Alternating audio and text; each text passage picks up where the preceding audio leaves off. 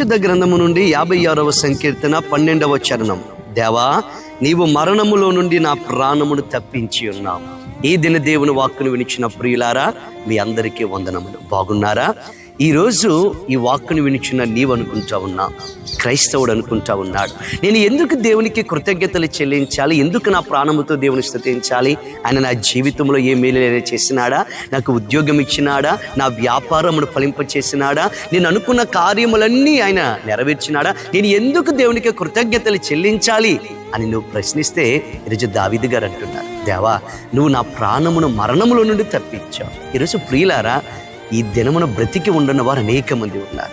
ఈరోజు కుటుంబముతో సమాజముతో సజీవముగా లేకుండా గోతిలోనికి దిగిపోయిన వారు అనేక మంది ఉన్నారు. కానీ ఈరోజు నువ్వు నేను సజీవముగా ఉన్నామంటే ఆ దేవుడు చూపిన మహోన్నతమైన కృప. ఈరోజు నీవు కూడా నిన్నోరారా, దేవా, నీవు నన్ను ఎన్నో ప్రమాదాల నుంచి, ఎన్నో ఆపదల్లో నుంచి, ఎన్నో మరణ స్థితిగతుల్లో నుంచి నువ్వు నన్ను తప్పించావు ప్రభా, నీకు వందనములని చెప్పి దేవునికి కృతజ్ఞతలు చెప్దాం. ఎందుకు దేవుడు మన నుంచి తప్పించినాడంటే కింద రాయబడి ఉంది, దేవుని సన్నిధిలో నడవాలని.